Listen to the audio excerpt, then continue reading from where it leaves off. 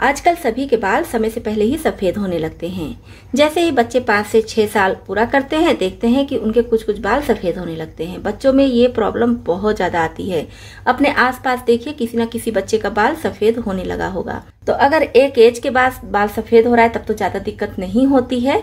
लोग डाई लगा लेते हैं या फिर बहुत सारा मार्केट में आता है, हालांकि वो सब केमिकल ही होता है, फिर भी वो लोग लगा लेते हैं। एज बढ़ने के साथ साथ लगाते हैं तो ज्यादा दिक्कत नहीं होती है। वैसे लगाना तो किसी को नहीं चाहिए। मार्केट में जो केमिकल मिलता है, डाई मिलता है, वो सभी के लिए बहुत नुकसानदेह है। लेकिन अगर छोटे बच्चे लगा लेंगे तो उनके लिए बहुत ही ज्यादा खतरनाक साबित हो सकता है। ये स्किन की बहुत सारी प्रॉब्लम हो सकती है। साथ ही साथ अगर 2-4 बाल सफेद हैं तो डाई लगाने की वजह से धीरे धीरे करके उनके पूरे बाल एकदम सफेद हो जाएंगे। फिर कुछ भी कर ले, किसी भी डॉक्टर को दिखा ले, कितनी भी महंगी दवाइयां खा ले, लगा ले, कोई भी फायदा नहीं होगा। तो अगर आपके यहाँ भी छोटे बच्चों के बाल सफेद होने लगे हैं या फिर टीनेजर हैं या फिर 25 से 30 साल के लोग हैं, उनके बाल सफेद होने लगे हैं, तो ये रेमेडी आपके लिए बहुत ही यूजफुल है, जिसका आप अगर रेगुलर यूज करेंगे तो आपके बाल बिल्कुल भी सफेद नहीं होंगे और आपके बाल जो सफेद हो गए हैं धीरे धीरे करके उसमें भी काले निकलने लगेंगे और जो बाल काले हैं वो बिल्कुल भी सफेद नहीं होंगे।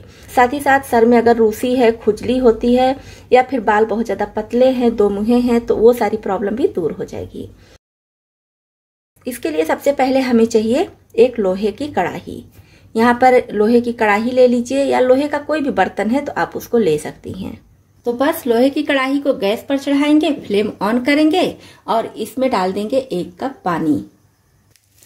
पानी में जब उबाल आने लगे तो इसमें 2 पाउच इस तरह का कॉफी डाल देंगे। अब कॉफी डालने के बाद अच्छे से इसे मिक्स कर लेना है। अब लेंगे 1 चम्मच नॉर्मल चाय की पत्ती, यानी कि यहाँ पर मसाला चाय की जरूरत नहीं है। नॉर्मल जो चाय की पत्ती आती है वो आप किसी भी ब्रांड का ले लीजिए। अब इसमें हमें ऐड करना है मंगरेल। ये देखिए मंगरेल यानी कि कलौजी भी इसको बोला जाता है। तो इस तरह से साबुत नहीं ऐड करेंगे, इसको हम पीस कर ऐड करेंगे। यहाँ पर देखिए मैं पाउडर बनाकर रखे रहती हूँ, तो आधा चम्मच इसमें ये कलौजी ऐड कर देंगे। आप बाल के हिसाब से सभी चीजों की मात्रा कम ज्यादा कर सकते हैं। इसको भी अच्छे से मिक्स कर देंगे। अब इसको 5 मिनट तक अच्छे से उबलने देंगे, जिससे सारी चीजों का कलर, सारी चीजों के प्रॉपर्टीज पानी में अच्छे से आ जाए। तो बस जब इसको उबलते हुए 5 मिनट हो जाए तो आप चाहें तो फ्लेम ऑफ कर दीजिए और इसके पानी को छान लीजिए। पानी को अलग कर दीजिए और इसमें जो चाय की पत्ती है या फिर मंगरेल का जो छिलका होगा वो सब निकालकर छानकर अलग कर दीजिए। और चाहे तो रहने दीजिए, जब आप बाल धुलेंगी तो ये बहुत आसानी से निकल जाता है, बिल्कुल भी दिक्कत नहीं होती है। तो मैं इसको छान नहीं रही हूँ, इसी में रहने दे रही हूँ। लेकिन अगर आप चाहते हैं कि एकदम स्मूथ पेस्ट तैयार हो तो आप इसको निकाल दीजिएगा। तो अब इसी पानी में हमें डालना है 2 चम्मच मेहंदी। तो यहाँ पर हरी मेहंदी का यूज करना है, काली मेहंदी का यूज नहीं करना है। तो आपके घर में अगर मेहंदी का पेड़ है या कहीं से मेहंदी की पत्ती मिल जा रही है तो आप उसको सुखाकर उसका पाउडर बना कर लीजिए, तो रिजल्ट और अच्छा आएगा। नहीं है तो आप मार्केट की पिसी हुई मेहंदी भी ले सकती हैं। तो अच्छे से हम इसको मिला लेंगे। इसी में ऐड करना है 1 टेबल स्पून आंवले का पाउडर।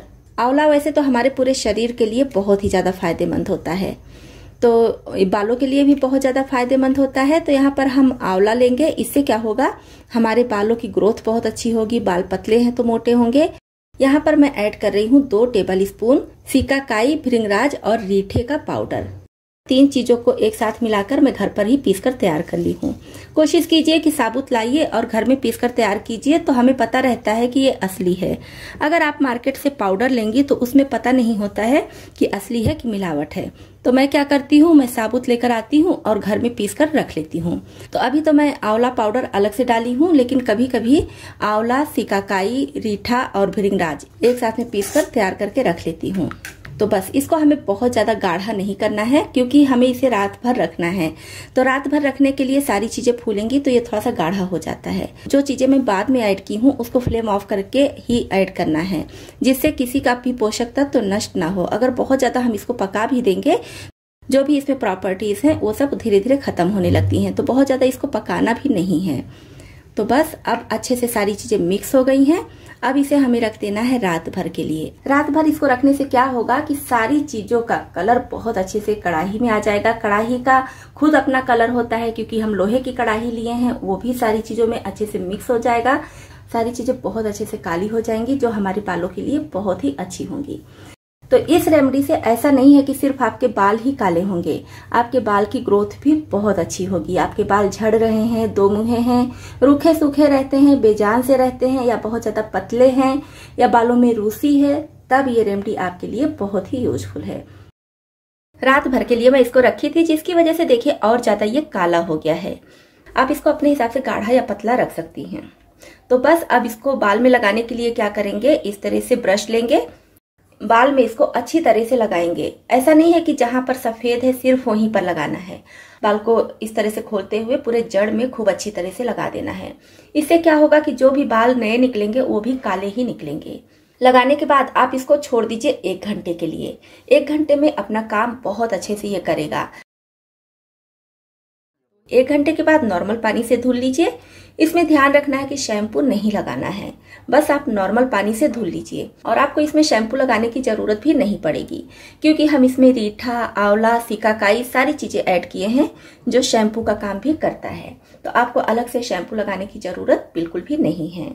तो इसको आप सप्ताह में 2 बार कम से कम कीजिए, और ध्यान रखिए कि एकदम साफ सूखे हुए बालों में इसे लगाना है, तेल लगे हुए बालों में नहीं लगाइएगा। सप्ताह में बस 2 दिन आप इसको लगाएंगे तो देखेंगे आपके बाल जड़ से एकदम काले होने लगे हैं। न तो डाई की जरूरत पड़ी है, ना ही किसी तरह के केमिकल की। इसको आप लगाइए, रिजल्ट अच्छा मिले तो आप इसे आकर कमेंट बॉक्स में लिखना ना भूलिए।